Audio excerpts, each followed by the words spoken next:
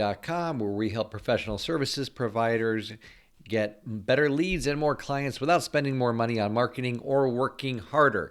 All right, so I've been getting a ton of questions about Zoom and using Zoom for virtual meetings and Zoom for webinars and things like that. So I wanted to just do this quick video for you to show you some things that you should know about this and how to set it all up.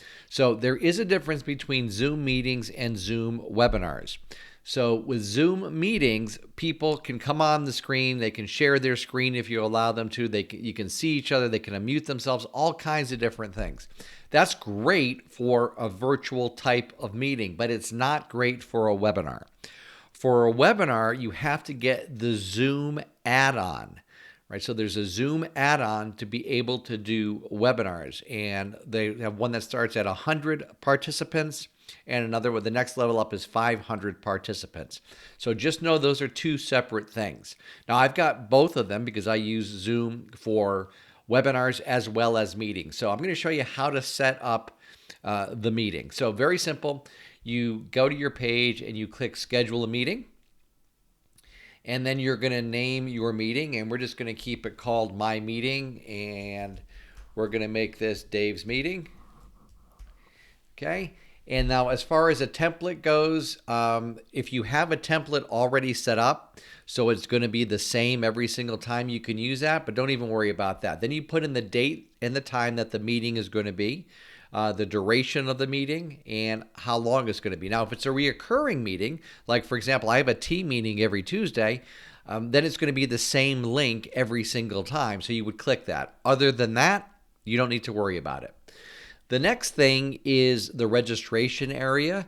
And if you want people to register for it, you click required. If you don't want people to register for it, and I typically don't, if I'm doing a meeting, as different for a webinar now, I keep that unchecked.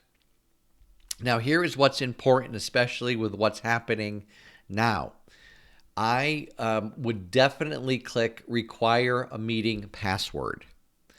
And the reason I would do this is you want to make sure that you're letting people in who you really want to let in and not hackers.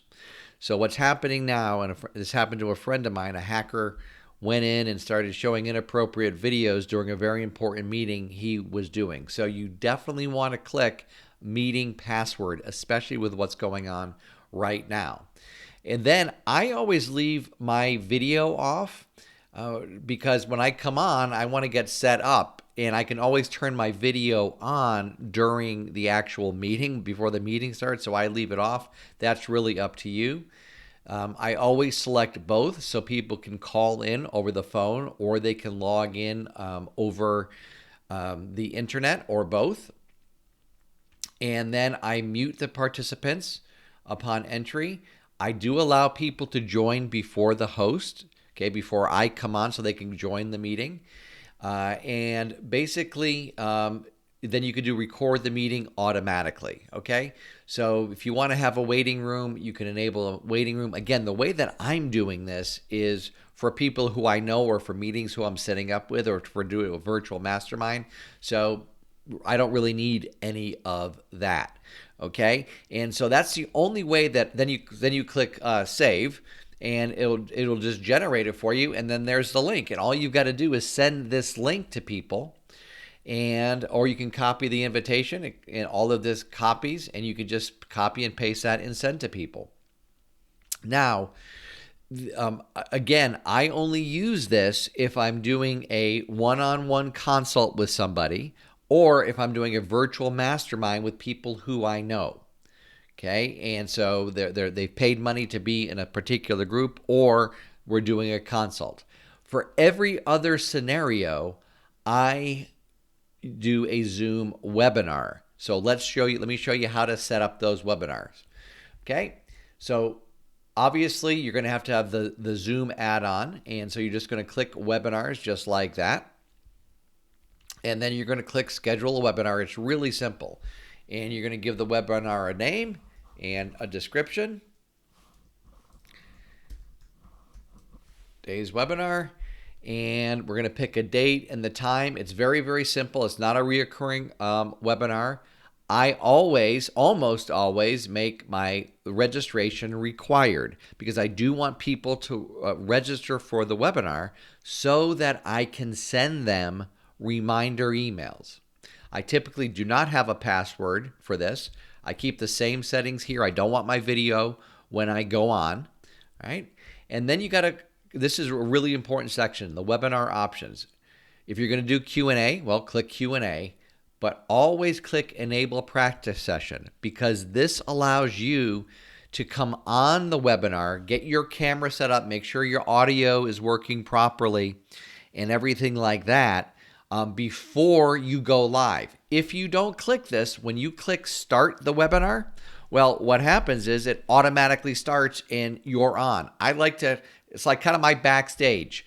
I like to make sure the lighting is right. I look good, or as good as I can possibly look, right? That the video is centered properly, that the microphone's working. So I always click Enable Practice Session. Then I also always click Enable HD Video for Screen Share Video. So if I'm going to share a video on my screen, so I'm going to do a screen share, I want it to be in HD. And I typically don't make my webinars on demand because it's just a recording up in the cloud. And I typically do not check record the webinar automatically. And let me tell you why I don't. Because the minute you start your webinar, even if you have Enable Practice Session, so it's not being broadcast live out to people, it starts recording. Meaning that while you're getting your camera set up, you're making yourself look pretty, you're drinking your espresso, whatever you're doing, right? All of that's being recorded, meaning that after I'm done with the webinar, I then have an editing job that I need to do. I need to download the webinar. I need to edit out all of that beginning. So I do not record the webinar automatically, but you do need a checklist to remember to click record when you actually get into the webinar. So it's really up to you. If you don't mind downloading and editing and things like that, all good, then click record webinar automatically. Just remember that from the very minute you click start webinar, even if you have a practice session, what's going to happen is the recording is going to start. All right, so now we click schedule and we are good to go. Now, if you are going to invite panelists, you go right here, invite panelists. Right? You're simply going to click edit and you're going to invite whoever you want to be on a panelist. So a panelist is not a host.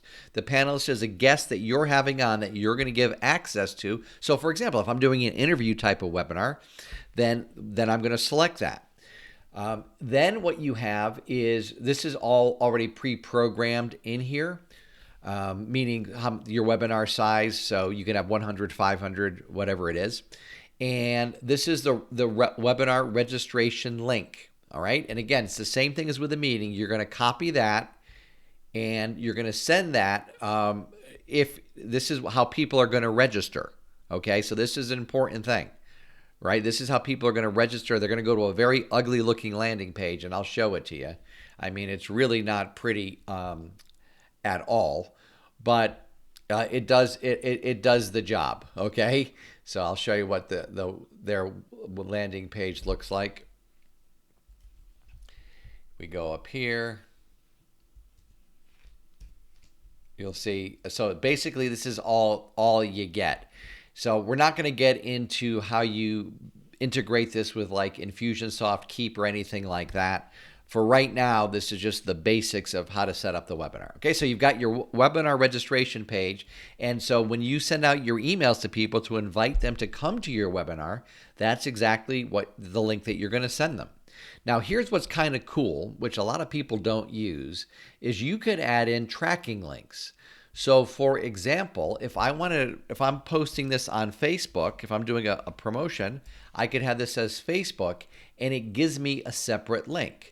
All right, so if I want to make sure if I'm posting on LinkedIn and driving traffic from LinkedIn, right, I can add it and I can use these links and it'll show me how many registrations I have and how many visitors I have. All right, and then at the bottom here, you have you'll have your registration count. Obviously, we have nobody there now because, well, we haven't had anybody sign up. Okay, So that's it. Now, when it's time to start your webinar, so now this is all good to go. So when you're ready to go to do your webinar, you're going to come to your webinar page and you're simply going to click start. So we're going to start this even though the webinar is not really happening. So you're going to get this bad boy here. Open this up. And so this is your interface to do your webinar. Now notice I don't have my video started. Notice I am in practice only mode. Okay, I'm in practice only mode. So now I can start my video. I can make sure everything is right. I can make sure my audio controls are right. This is where I pick my microphone. So, right, I don't want to use my built-in microphone on my computer. I don't want to use my webcam, right? So you've got all of this. Make sure it's in HD. All right, so you can click your video settings. There's a bunch of things you can check out, but very straightforward. And then when you're ready to start your webinar, all you do is you click broadcast right at the top. But remember, we need to record it. So we come here and we're going to say record on this computer. I'm not going to do it right now, but that's where you would click record on the computer or record to the cloud. I always like to record on my computer and not to the cloud because I think you get a higher quality recording. But when I'm ready to start my webinar, I click broadcast and that's where I'm live. All right. And so now I can really control what I'm doing in a lot more controlled environment than I can in a Zoom meeting. So anyway, those are the differences. And I hope you got a lot of value from this. If you have questions, then simply enter them into the Q&A and I will be happy to answer them for you. Enter them into the comments. If you're not subscribed to my newsletter, go to www.daved.com. You'll get my daily D-mail newsletter as well as a really great report about how you can profit from virtual events. Hey, thanks for watching, and I'll talk to you soon.